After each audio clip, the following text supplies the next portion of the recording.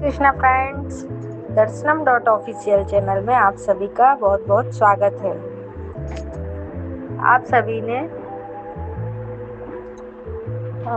पुरुषोत्तम मास कथा अध्याय 1, 2, 3, 4 अवश्य सुनी होगी। अच्छा, ये बताइए किस किसने सुनी है, वह कमेंट्स करके अवश्य बताएं। आज मैं आप सभी के लिए लाई हूँ पुरुषोत्तम मास कथा अध्याय 5। आप सभी उसे ध्यानपूर्वक सुने और कथा का आनंद लें। पुरुषोत्तम मास महात्म कथा अध्याय 5। देवर्षि नारद ने भगवान नारायण से जिज्ञासा की, हे प्रभु, जब अधिक मास ने अपनी करुण व्यथा भगवान के सामने कही, तब भगवान श्री हरि ने उससे क्या कहा? कृपा करके विस्तार से मुझे बताइए। भगवान नारायण बोले, हे नारद, ध्यान पूर्वक सुनो। जब अधिक मास अत्यंत दुखी होकर भगवान के चरणों में गिर पड़ा और मूर्छित हो गया, तब भगवान के संकेत से गरुड़ उसे अपने पंखों से हवा करने लगे। कुछ ही क्षणों में अधिक मास को चेतना आई। वह पुनः विलाप करते हुए बोला, हे प्रभु, मेरी रक्षा कीजिए, मैं आपकी शरण में आया हूँ, आप मेरी उपेक्षा क्यों कर रहे हैं? उसकी करुण पुकार सुनकर भगवान विष्णु दयालु हो उठे। उन्होंने स्नेह से कहा, हे वत्स, उठो, धैर्य रखो, शोक मत करो, तुम्हारा दुख अब दूर होगा। यह कहकर भगवान कुछ क्षण विचार में डूब गए और फिर बोले, हे प्रिय, अब तुम मेरे साथ चलो, मैं तुम्हें इस दिव्य लोक में ले चलता हूँ, जहाँ स्वयं भगवान श्री कृष्ण पुरुषोत्तम निवास करते हैं। वहीं तुम्हारा दुख का निवारण करेंगे। इसके बाद भगवान विष्णु अधिक मास का हाथ पकड़कर उसे गोलोक ले गए।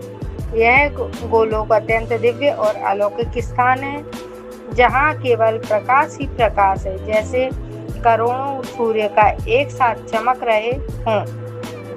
वह लोक सभी लोकों से श्रेष्ठ और नित्य और परम आनंद देने वाला है। गोलोक का वर्णन करते हुए बताया गया कि वहाँ की भूमि रत्नों से बनी हुई है और चारों ओर अद्भुत प्रकाश और सौंदर्य व्याप्त है। वहाँ ना कोई रोग, ना शोक, ना मृत्यु का भय, सिर्फ शांति और आनंद ही आनंद है।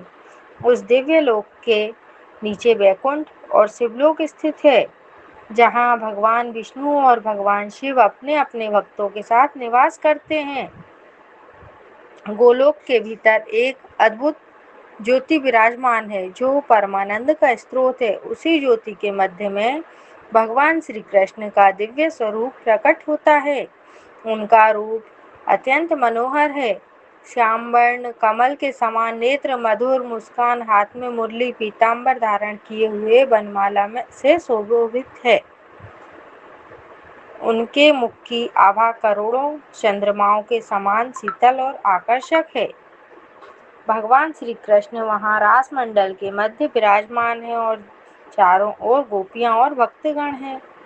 वे पूर्ण परम ब्रह्म, समस्त सृष्टि के आधार और सभी आनंदों के स्रोत हैं। वे भक्तों पर असीम कृपा करने वाले हैं, निर्विकार और सर्वशक्तिमान है। भगवान विष्णु अधिक मास को उसी गोलोक में लेकर पहुँचे, जहाँ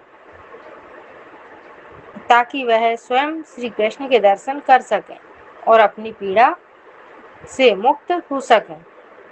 यह दृश्य अत्यंत दिव्य और अद्भुत था। सूत जी कहते हैं, इस प्रकार भगवान नारायण ने यह कथा कहकर कुछ समय के लिए मौन धारण किया।